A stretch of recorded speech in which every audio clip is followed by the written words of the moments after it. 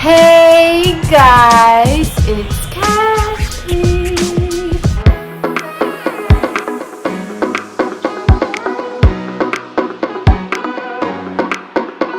So, it's been a long time, but as you can tell by the title of the video, I have a little bit going on. So, yes, I am having a baby. Let me show you guys. This is my baby bump. Okay. I am 28 weeks. I have some notes because I have to keep you guys updated. I kind of kept this pregnancy a secret a little bit for a long time. Let's see where we can start. So I kept this pregnancy low-key because it was just a lot for me. It was a lot emotionally. I mean, if you know what I've been through in the past couple of years, then you can understand why.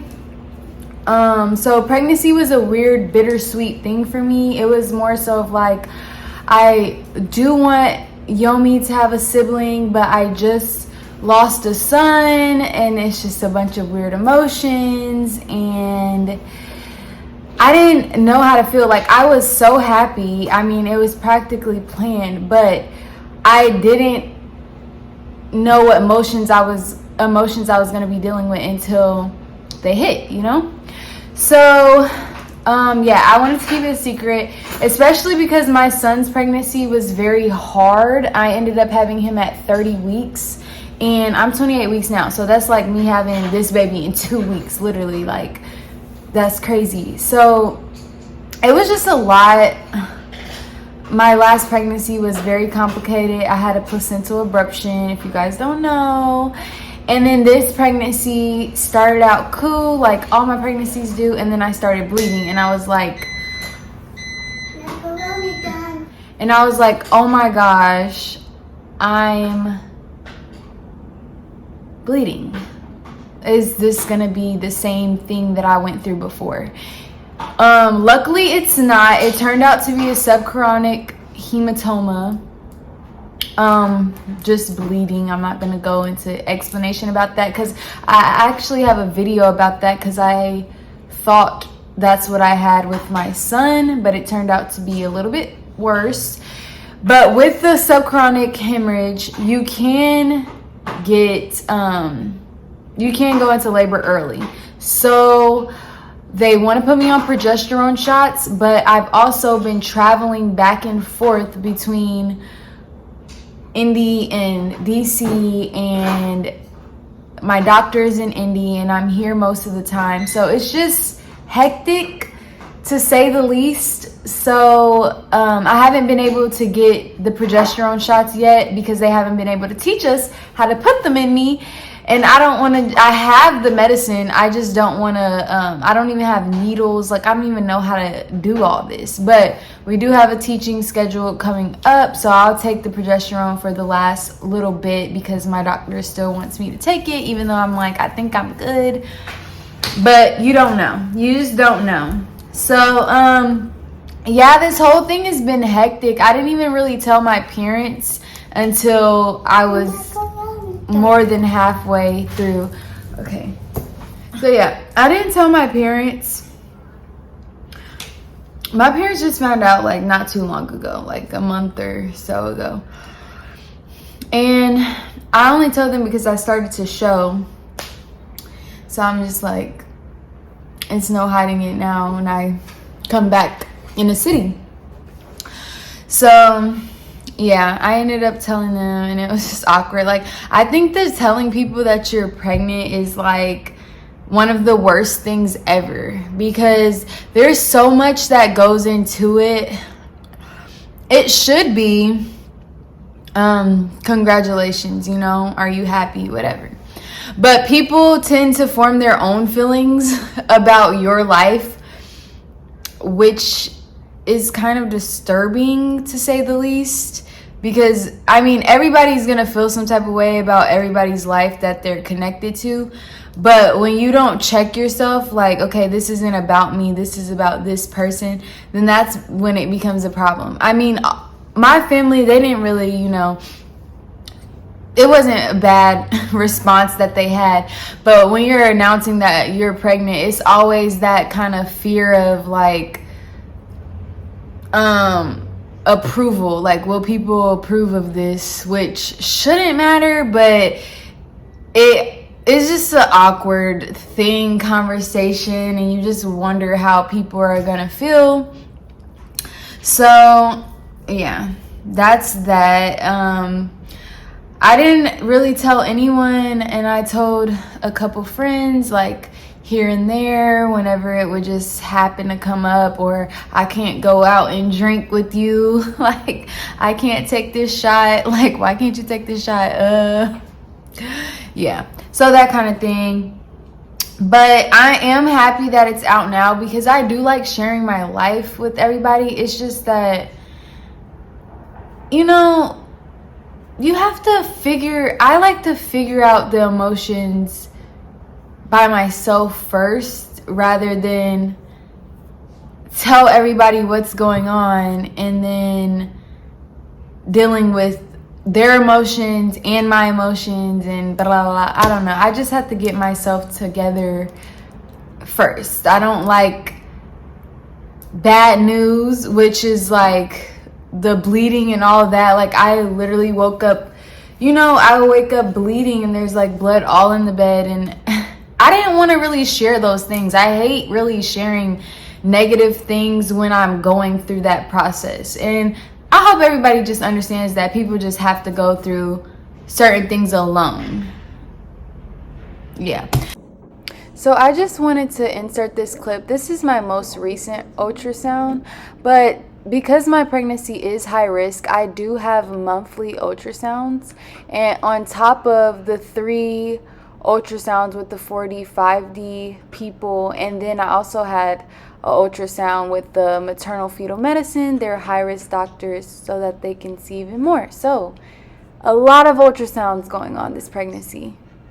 So yeah, and then the gender. I was very scared that I was gonna have a boy. I could not handle the emotions of having a boy. I wanted a girl so bad, and Yomi wanted a little sister, and God just knew that I could not handle having another boy. I actually never want to have another boy, just because I just feel like I will compare him to Kylo, and it would just be a weird feeling. Like, I know eventually I'll end up loving the kid, but I just don't want to have to face those emotions.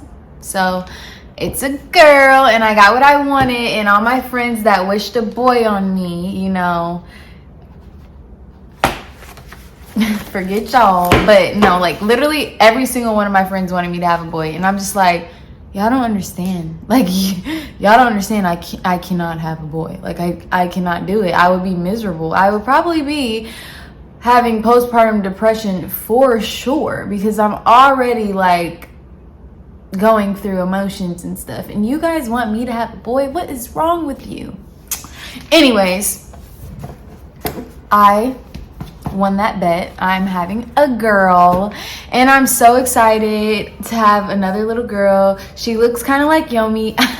I'll insert some of her ultrasounds in here. Actually, my first ultrasound was at a 5D 4D ultrasound place here in Virginia, because I just didn't want to face the doctor. I didn't want to face the hospital. I didn't want to go back to the hospital where I gave birth to my son, and then where my son, you know, was pronounced gone.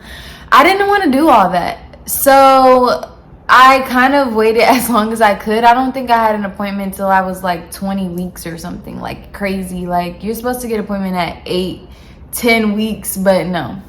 So my first ultrasound was down here at a place, like just a place where you pay. So nothing, oh, the baby's good, I'm checking the brain, the kidneys, all that, like that they normally do. No, just seeing the baby. But that still gave us peace of mind. and we did a package deal, so we have a few more of those appointments coming up. So I'll try to insert some clips of those appointments as well. But you know, ultrasound people are annoying. They're like, I don't want you recording in here and blah, blah, blah. It's like, why? It's my baby. You're giving me pictures anyways. I'm paying for videos anyways. Why can't I record the process? And my ultrasound text has a whole TikTok where she posts people's appointments, baby pictures, everything. So why can't I? Like, I'm the one paying for this. Anyways, that's a whole nother story.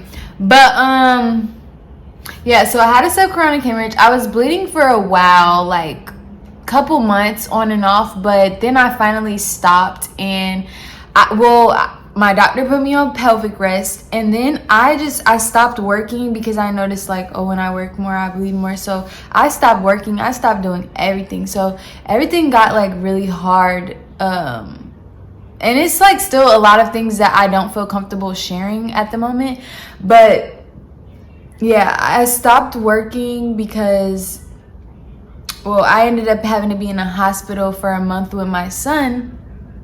So I just didn't want any of those problems. And I knew that if it was in fact what I went through with my son and I didn't stop bleeding, I would get hospitalized again. And I just could not handle that at all. Like, I was just so worried. So I just like chilled out, all the way out. But not working is less money. So, you know, things just got hectic. And I got really in a turtle shell, and I just stayed in the house all the time, and I got really depressed for like a month. But then I just started, I'm like, okay, I'm not bleeding anymore, let me move around, let me go outside more, like that type of thing. So this pregnancy has been a roller coaster, and I just needed it to chill out for a second before I shared this information. So what else? The progesterone shots, I told you about that. Okay, so at my last appointment, which was a couple days ago, I had to take the glucose test, the infamous glucose test with the orange drink, which always seems pretty pointless because why do I have to do this?